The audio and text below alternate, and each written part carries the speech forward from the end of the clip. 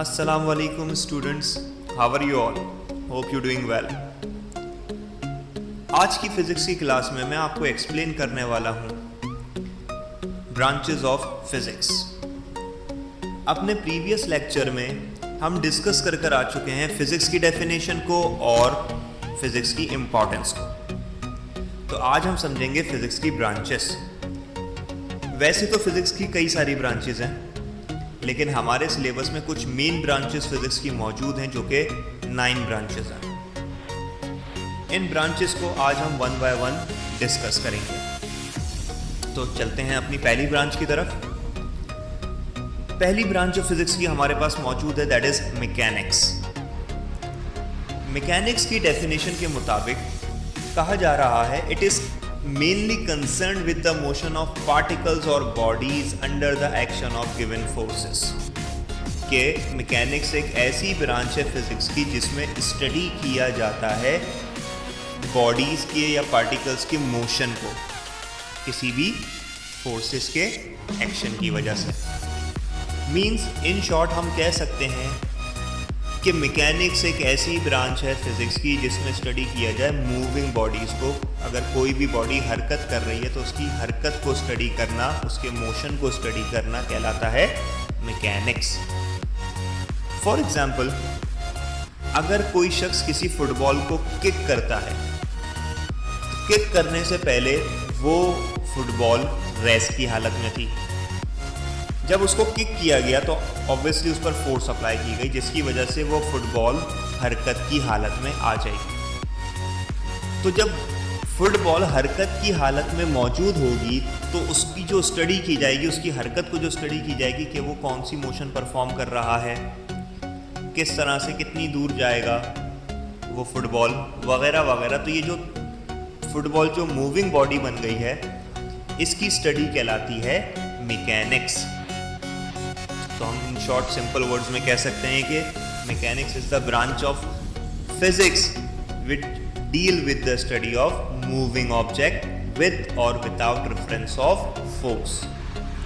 इसमें हम स्टडी करते हैं मूविंग ऑब्जेक्ट्स को, उन ऑब्जेक्ट्स को जो हरकत की हालत में हो, चाहे वो फोर्स की वजह से या फोर्स के बगैर हरकत करें, उससे कोई फर्क नहीं पड़ता। सिर्फ ऑब्जेक्ट या बॉडी हरकत की हालत में होनी चाहिए। उम्मीद करता हूँ मैकेनिक्स की डेफिनेशन आपको क्लियर हो गई होगी। तो आगे बढ़ते हैं अपनी सेकंड ब्रांच की तरफ जो कि है इलेक्ट्रिसिटी। ये वर्ड इलेक्ट्रिसिटी हम अपनी डेली रूटीन में सुनते रहते हैं। ये भी एक ब्रांच है फिजिक्स की और इसकी डेफिनेशन के मुताबिक कहा जाता है it is the branch of physics concerned with the physical phenomenon involving electric charges and their effect when at rest or when in motion। क्या मतलब हुआ इस बात का? कह रहे हैं इलेक्ट्रिसिटी एक ऐसी ब्रांच है फिजिक्स की जिसमें स्टडी किया जाता है इलेक्ट्रिक चार्जेस को और उनके इफेक्ट को, चाहे वो रेस्ट की हालत में हो या मोशन की हालत में हो। अब इलेक्ट्रिक चार्जेस को स्टडी करना या उनके इफेक्ट्स को स्टडी करना, इसका मतलब क्या हुआ? इलेक्ट्रिसिटी जैसे कि हम नॉर्मल अपनी डेली रूटीन में यूज़ करते हैं इलेक्ट्रिसिटी को, कि जो करंट है इलेक्ट्रिक करंट, तो ये इलेक्ट्रिक करंट हमेशा प्रोड्यूस होता है जब भी कोई चार्जेस हरकत करें। जैसे कि हमारे इर्द गिर्द बहुत सारे ऐसे मटेरियल हैं जिसमें से इलेक्ट्रिसिटी कंडक्ट करती है, कुछ ऐसे मटेरियल्स मौजूद जिसमें से इलेक्ट्रिसिटी कंडक्ट नहीं कर सकती, like copper, iron, aluminium, silver. ये वो तमाम सब्सटेंसेस हैं जिसमें से इलेक्ट्रिसिटी कंडक्ट करती है, पास हो जाती है। इसके अलावा गिलास, वुड, रबर एक्सेट्रा, ये वो तमाम चीज़ें जिसमें से इलेक्ट्रिसिटी पास नहीं होती। तो क्या वजह है कि कुछ चीज़ों में से इलेक्ट्रिसिटी पास हो जाती है, कुछ चीज़ों में से इलेक्ट्रिसिटी पास नहीं होती? जब हम बात करते हैं कंडक्टर्स की, मतलब वो मटेरियल्स जिसमें से इलेक्ट्रिसिटी पास होती है, तो उन तमाम मटेरियल में मौजूद होते हैं फ्री चार्जेस और उन फ्री चार्जेस के हरकत करने की वजह से, फ्लो करने की वजह से इलेक्ट्रिक करंट प्रोड्यूस होता है। तो जब तक किसी मटेरियल में, किसी सब्सटेंस में इलेक्ट्रिक चार्जेस फ्री नहीं होंगे तो वो हरकत नहीं कर सकते, और जब तक वो हरकत नहीं कर सकते इलेक्ट्रिसिटी जनरेट नहीं हो सकती या पास नहीं हो सकती। तो इसका मतलब ये हुआ कि इलेक्ट्रिसिटी का जो मेन पर्पस है, जो मेन टर्म है इलेक्ट्रिसिटी की, वो है इलेक्ट्रिक चार्जेस। इलेक्ट्रिक चार्जेस को स्टडी करना और उनके असरात को स्टडी करना, चाहे वो इलेक्ट्रिक चार्जेस रेस्ट की हालत में हो या हरकत की हालत में हो, ये स्टडी कहलाती है इलेक्ट्रिसिटी, और ये भी एक ब्रांच है फिजिक्स। आई होप आपको इलेक्ट्रिसिटी की डेफिनेशन भी अच्छे तरीके से क्लियर हो गई होगी। इसके बाद नंबर 3 पर हमारे पास जो ब्रांच मौजूद है वो है इलेक्ट्रोमैग्नेटिज्म। इलेक्ट्रोमैग्नेटिज्म की डेफिनेशन के मुताबिक कहा जा रहा है, it is concern with the observation of electricity to magnetism. कि इलेक्ट्रोमैग्नेटिज्म एक ऐसी ब्रांच है फिजिक्स की जिसमें आप स्टडी करते हैं इलेक्ट्रिसिटी और मैग्नेटिज्म की ऑब्जर्वेशन को। अब यहाँ पर इलेक्ट्रिसिटी और मैग्नेटिज्म क्या है, पहले मैं इसकी डेफिनेशन, जो वर्ड है इलेक्ट्रोमैग्नेटिज्म, इसको समझा देता हूँ कि इलेक्ट्रोमैग्नेटिज्म का वर्ड, ये वर्ड 2 वर्ड से मिलकर बना है। एक electro first part and magnetism second part. Electro means electricity and magnetism means magnetic property, मतलब अट्रैक्शन किसी भी सब्सटेंस में आना, दैट इज कॉल्ड मैग्नेटिज्म। आपने अक्सर एक बात नोटिस की होगी,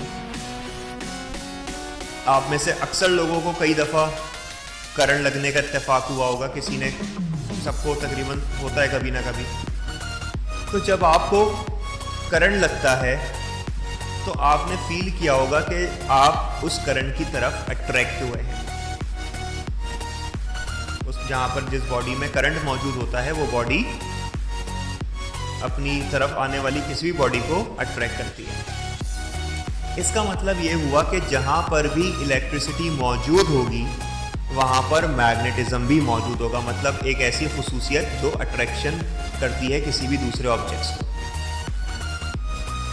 दैट्स मीन कि यहाँ पर ताल्लुक बनता है इलेक्ट्रिसिटी का और मैग्नेटिज्म का। तो जब हम इलेक्ट्रिसिटी के साथ साथ उसकी मैग्नेटिक प्रॉपर्टी या मैग्नेटिज्म को भी स्टडी करना शुरू कर देते हैं, तो ये जो ब्रांच हमारे पास आती है फिजिक्स की, इसको कहा जाता है इलेक्ट्रोमैग्नेटिज्म।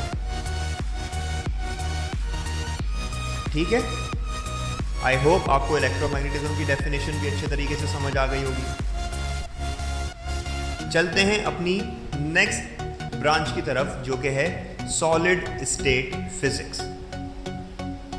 सॉलिड स्टेट फिजिक्स की डेफिनेशन के अकॉर्डिंग कहा जा रहा है, it is concern with the properties of crystalline materials. कि एक ऐसी ब्रांच फिजिक्स की जिसमें स्टडी किया जाए क्रिस्टलाइन मटीरियल्स की प्रॉपर्टीज को, वो कहलाती है सॉलिड स्टेट फिजिक्स। ये क्रिस्टलाइन मटीरियल्स क्या हैं? क्रिस्टलाइन मटीरियल्स को दूसरे अल्फाजों में सॉलिड मटीरियल्स भी कह सकते हैं। तो जैसा कि नाम से जाहिर है, सॉलिड स्टेट फिजिक्स एक ऐसी फिजिक्स को कहा जाएगा जिसमें आप स्टडी करोगे सॉलिड मटीरियल्स को, वो उन तमाम मैटर्स को जो सॉलिड स्टेट में मौजूद हैं, क्योंकि फिजिक्स स्टडी ऑफ मैटर भी है। तो इसका मतलब अब वो मैटर, अगर सिर्फ सॉलिड स्टेट में हम बात करेंगे तो वो तमाम मैटर्स जो सॉलिड स्टेट में हो उनकी स्टडी कहलाएगी सॉलिड स्टेट फिजिक्स। तो अगर हम सिर्फ क्रिस्टलाइन या सॉलिड मटेरियल्स की प्रॉपर्टीज़ को, उनकी खुसूसियत को डिस्कस करें, स्टडी करें, तो ये जो ब्रांच ऑफ फिजिक्स हमें हासिल होती है इसको कहा जाता है सॉलिड स्टेट फिजिक्स। नाम से ही आप इसको याद रख सकते हो, उसकी डेफिनेशन को। आई होप ये ब्रांच भी आपको अच्छे तरीके से समझ आ गई होगी। तो आगे बढ़ते हैं अपनी नेक्स्ट ब्रांच की तरफ, जो कि है एटॉमिक फिजिक्स। एटॉमिक फिजिक्स की डेफिनेशन के अकॉर्डिंग कहा जा रहा है it is concerned with the structure and properties of atoms as determined by the electrons outside the nucleus. यहाँ पर जो वर्ड यूज किया जा रहा है इस ब्रांच में वो है एटॉमिक, जो वर्ड निकला है एटम से। और ये बात हम छोटी क्लासेस में पढ़कर आ चुके हैं कि किसी भी सब्सटेंस का, किसी भी एलिमेंट का जो स्मॉलेस्ट पार्टिकल होता है वो एटम होता है, और इस एटम में मौजूद होते हैं इलेक्ट्रॉन्स, प्रोटॉन्स और न्यूट्रॉन्स। और ये प्रोटॉन्स और न्यूट्रॉन्स न्यूक्लियस में होते हैं और इलेक्ट्रॉन्स रिवॉल्व करते हैं around the nucleus. That's mean कि अगर मैं स्टडी कर रहा हूं किसी भी एलिमेंट के एटम की प्रॉपर्टीज, उस एटम को स्टडी करने का मतलब क्या है, उसकी प्रॉपर्टीज को स्टडी करने का मतलब क्या है, क्योंकि एटम कंसिस्ट करता है इलेक्ट्रॉन्स पर और न्यूक्लियस पर, और न्यूक्लियस में मौजूद होते हैं प्रोटॉन्स और न्यूट्रॉन्स। तो इसका मतलब अगर मैं प्रॉपर्टीज डिस्कस कर रहा हूँ एटम की, किसी भी एलिमेंट का हो सकता है वो, तो ये जो ब्रांच ऑफ फिजिक्स हमें हासिल होगी that is called atomic physics. तो इन सिंपल वर्ड्स हम कह सकते हैं कि atomic physics is the branch of physics which deals with the study of properties of atoms. अगर मैं किसी भी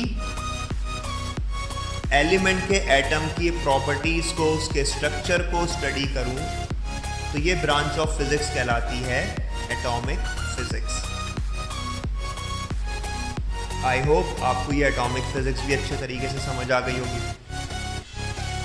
तो बढ़ते हैं अपनी नेक्स्ट ब्रांच की तरफ, जो कि है nuclear physics. According to definition of nuclear physics बेटा, कहा जा रहा है it is concern with the structure, properties and reactions between nuclei of atoms. कि एक ऐसी ब्रांच फिजिक्स की जिसमें हम स्टडी करें स्ट्रक्चर को, प्रॉपर्टीज को एंड रिएक्शंस को between the nuclei of atoms. Atoms के न्यूक्लियस की स्ट्रक्चर को, प्रॉपर्टीज को, रिएक्शन को स्टडी करना कहलाता है न्यूक्लियर फिजिक्स। अब इसको इस तरह से समझिए कि न्यूक्लियर फिजिक्स में जो वर्ड न्यूक्लियर है ये ड्राइव किया गया है वर्ड न्यूक्लियस से। जैसे मैंने अभी आपको बताया कि एटम में न्यूक्लियस मौजूद होता है, the central part of an atom is called nucleus. तो जो न्यूक्लियस है जिसमें प्रोटॉन्स और न्यूट्रॉन्स एग्जिस्ट करते हैं, तो अगर मैं उस न्यूक्लियस की, मतलब अगर मैं न्यूक्लियस की, सिर्फ न्यूक्लियस की बात कर रहा हूं कि अगर मैं सिर्फ न्यूक्लियस की स्ट्रक्चर को, न्यूक्लियस की प्रॉपर्टीज को और न्यूक्लियस के दरमियान होने वाले रिएक्शंस को स्टडी करूं, तो ये जो ब्रांच ऑफ फिजिक्स हमें हासिल होगी इसको कहा जाएगा न्यूक्लियर फिजिक्स। हम न्यूक्लियर फिजिक्स में कंप्लीट एटम को स्टडी नहीं करते। अगर कंप्लीट एटम को स्टडी किया जाएगा तो वो बन जाएगी एटॉमिक फिजिक्स। लेकिन अब हम सिर्फ एटम का कौन सा पार्ट स्टडी करें, न्यूक्लियस को स्टडी करें, तो इसका मतलब कि जो अगर स्टडी ऑफ न्यूक्लियस हो रही है किसी भी एटम की, that is called nuclear physics. Clear है? आई होप आपको न्यूक्लियर फिजिक्स भी समझ में आ गई होगी। तो बढ़ते हैं अपनी नेक्स्ट ब्रांच की तरफ, जो कि है प्लाज्मा फिजिक्स। अब प्लाज्मा फिजिक्स में वर्ड प्लाज्मा को अच्छे तरीके से समझना है, पहले हम इसकी डेफिनेशन पढ़ लेते हैं। According to definition of plasma physics, it is concerned with the properties of highly ionized atoms forming a mixture of bare nuclei, means nuclei without electrons and electrons, means एक ऐसी ब्रांच फिजिक्स की जिसमें study किया जाए highly ionized atom की खुसूसियात को, जो कि forming a mixture of bare nuclei, मतलब कि वो बेयर न्यूक्लियाई के मिक्सचर से बने गए हों। बेयर न्यूक्लियाई का मतलब न्यूक्लियाई विदाउट इलेक्ट्रॉन्स, मींस जैसे कि अभी मैंने आपको बताया कि एक एटम का स्ट्रक्चर क्या होता है।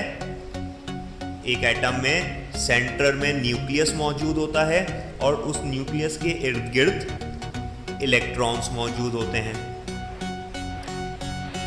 जब किसी भी एटम में इलेक्ट्रॉन निकल जाएं या उसमें ऐड हो जाएं, मतलब वो एटम अगर इलेक्ट्रॉन्स को लूज कर दे या इलेक्ट्रॉन्स को गेन कर दे, तो इस वजह से उन एटम्स पर चार्ज आ जाता है, पॉजिटिव भी और नेगेटिव भी। अगर वो इलेक्ट्रॉन को लूज कर रहा है तो पॉजिटिव चार्ज, और अगर इलेक्ट्रॉन को गेन कर रहा है तो नेगेटिव चार्ज। जब भी किसी एटम पर चार्ज आ जाता है तो उस एटम को कहा जाता है आयन।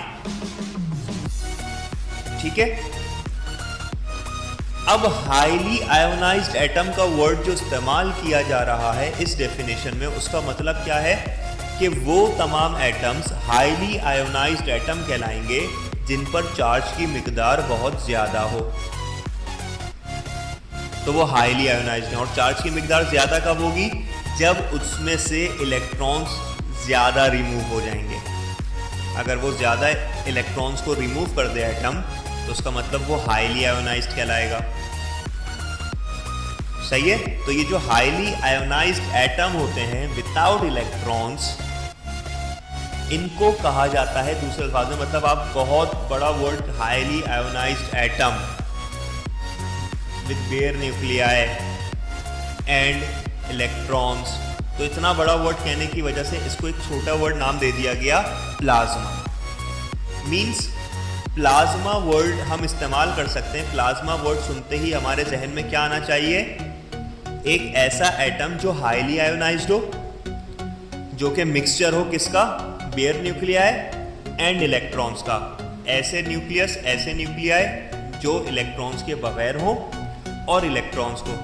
तो ऐसे हाईली आयोनाइज्ड एटम को इन शॉर्ट कहा जाता है प्लाज्मा, और उस प्लाज्मा की स्टडी कहलाती है प्लाज्मा फिजिक्स। ठीक है। दोबारा से मैं रीड करता हूं। प्लाज्मा फिजिक्स की definition, it is concern with the properties of highly ionized atom forming a mixture of bare nuclei, means nuclei without electrons and electrons. कि प्लाज्मा फिजिक्स एक ऐसी ब्रांच है फिजिक्स की जिसमें स्टडी किया जाता है हाईली आयोनाइज्ड एटम्स को, जो कि किसके मिक्सचर से बनते हैं? बेयर न्यूक्लियाई, मतलब nuclei without electrons and electrons. तो उनको कहा जाता है highly ionized atom, means in short plasma.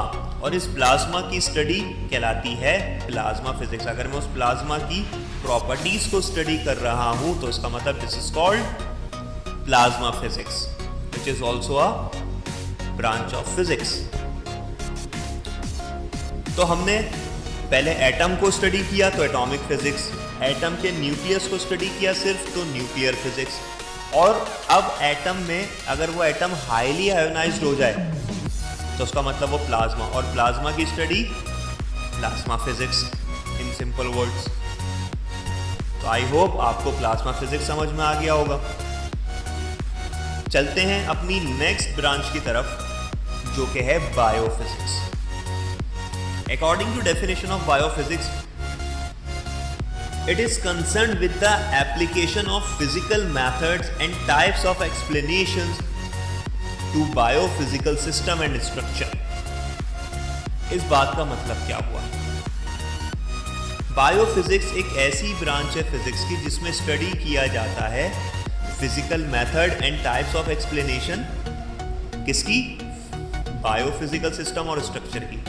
अगर हम बायोफिजिकल सिस्टम और स्ट्रक्चर की टाइप्स एक्सप्लेन करें, उनके फिजिकल मेथड को एक्सप्लेन करें और उनकी एप्लीकेशंस को एक्सप्लेन करें, तो इसका मतलब this branch of physics is called biophysics. In short मैं सिंपल तरीके से इस ब्रांच को समझाता हूँ। यहाँ पर जो बायोफिजिक्स में जो वर्ड बायो यूज किया जा रहा है, इसका मतलब होता है लाइफ, जिंदगी। मीन्स बायोफिजिक्स का मतलब हम इस्तेमाल कर सकते हैं, वर्ड बायो का इस्तेमाल कर सकते हैं हम किसके लिए? जानदारों के लिए। लिविंग थिंग्स और लिविंग ऑर्गेनिजम्स। तो इन शॉर्ट में इसकी डेफिनेशन को इस तरह से भी एक्सप्लेन कर सकता हूँ कि it is the branch of physics which deals with the study of living organisms. Means एक ऐसी ब्रांच फिजिक्स की जिसमें स्टडी किया जाए किसको, जानदारों को, वो तमाम मैटर्स को जो जान रखते हैं, plants, human beings and animals, insects वगैरह वगैरह। तो वो तमाम चीज़ें, वो तमाम मैटर्स जो लिविंग थिंग्स हैं, लिविंग ऑर्गेनिजम्स हैं, उनको स्टडी करना, उनके स्ट्रक्चर को स्टडी करना, उनके बायोफिजिकल सिस्टम को स्टडी करना क्या कहलाएगा, बायोफिजिक्स। नाम से ही हमें याद हो जाएगा कि बायो का मतलब, अगर हमें याद है कि लाइफ होता है तो उसका मतलब कि लिविंग थिंग्स के बारे में या लिविंग ऑर्गेनिजम्स के बारे में बात हो रही है। तो biophysics is the study of living organisms. ठीक है, आई होप आपको बायोफिजिक्स की डेफिनेशन भी अच्छे तरीके से समझ आ गई होगी। तो बढ़ते हैं अपनी लास्ट ब्रांच ऑफ फिजिक्स की तरफ, जो कि है astrophysics. According to definition of astrophysics, it is concerned with the application of modern physics to the problems of astronomy. कहा जा रहा है एस्ट्रोफिजिक्स एक ऐसी ब्रांच है फिजिक्स की जिसमें हम स्टडी करते हैं प्रॉब्लम्स ऑफ एस्ट्रोनॉमी को, जो कि मॉडर्न फिजिक्स से हासिल की गई है। दो तरह की फिजिक्स होती है, modern physics and classical physics. तो एस्ट्रोफिजिक्स जो है वो मॉडर्न फिजिक्स में से है, बेसिकली जदीद फिजिक्स में से है। और इसमें आप स्टडी किसको करते हो, प्रॉब्लम्स ऑफ एस्ट्रोनॉमी। इसमें जो वर्ड एस्ट्रो, जो वर्ड निकला है एस्ट्रोफिजिक्स में, वो एस्ट्रोनॉमी से ही निकला है। एस्ट्रोनॉमी को उर्दू में कहते हैं इल्म फल्कियात। इल्म फल्कियात से क्या मुराद है कि वो तमाम इल्म जो उन बॉडीज या उन ऑब्जेक्ट्स के लिए हो जो कि फल्कियात में मौजूद है, मतलब आसमान में मौजूद हैं। आसमान में मौजूद होने का मतलब स्पेस में मौजूद हैं, जैसे कि चांद, सूरज, सितारे, दूसरे प्लैनेट जितने भी हैं, ये तमाम कहलाएंगे हमारे, इनकी स्टडी को कहेंगे हम एस्ट्रोनॉमी। और ये जो तमाम बॉडीज़ हैं जो स्पेस में मौजूद हैं, हमारी अर्थ से बाहर मौजूद हैं, इन तमाम बॉडीज़ को कहेंगे हम एस्ट्रोनॉमिकल बॉडीज़। एस्ट्रोनॉमिकल बॉडीज से मुराद वो तमाम बॉडीज जो स्पेस में हैं, जैसे कि सन, मून, प्लैनेट्स, स्टार, गैलेक्सीज वगैरह वगैरह। तो ये जो तमाम चीज़ें मौजूद हैं हमारी स्पेस में, हमारी अर्थ से बाहर, इन तमाम बॉडीज़ के लिए हम वर्ड यूज़ करते हैं एस्ट्रोनॉमिकल बॉडीज़। मीन्स वो तमाम बॉडीज़ जो स्पेस में मौजूद हो। तो उसका मतलब, एस्ट्रो का मतलब तो यहाँ तक समझ में आ रहा है हमें कि एस्ट्रो किसे कहते हैं, उन तमाम चीज़ों के लिए इस्तेमाल किया जाता है वर्ड एस्ट्रो जो स्पेस में है। तो स्पेस में मौजूद जितनी भी बॉडीज़ हैं, मीन्स एस्ट्रोनॉमिकल बॉडीज़, अगर उनको स्टडी किया जाए तो उसका मतलब वो कौन सी ब्रांच मिलती है हमें फिजिक्स की, उससे एस्ट्रोफिजिक्स हासिल होती है। तो इन शॉर्ट में कह सकता हूँ कि astrophysics is the branch of physics which deals with the study of astronomical bodies, ऐसे भी कहा जा सकता है इसको। और एस्ट्रोनॉमिकल बॉडीज़ की स्टडी का मतलब कि एस्ट्रोनॉमी में जितनी भी प्रॉब्लम्स हैं, इल्म फल्कियात में जो भी प्रॉब्लम्स क्रिएट हो सकती हैं, उनको स्टडी करना क्या कहलाएगा, एस्ट्रोफिजिक्स कहलाएगा। तो आई होप आपको ये लास्ट ब्रांच फिजिक्स की एस्ट्रोफिजिक्स भी समझ में आ गई होगी।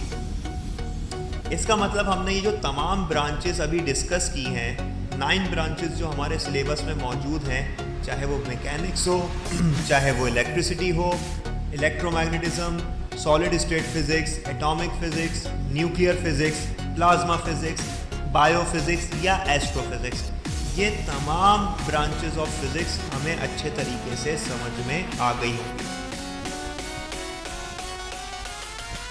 तो आज की क्लास को फिलहाल यहीं तक वाइंड अप करते हैं। मिलते हैं इंशाल्लाह नेक्स्ट लेक्चर में, नेक्स्ट क्लास में। जब तक मुझे दीजिए इजाज़त। Thank you so much. अल्लाह हाफ़िज़।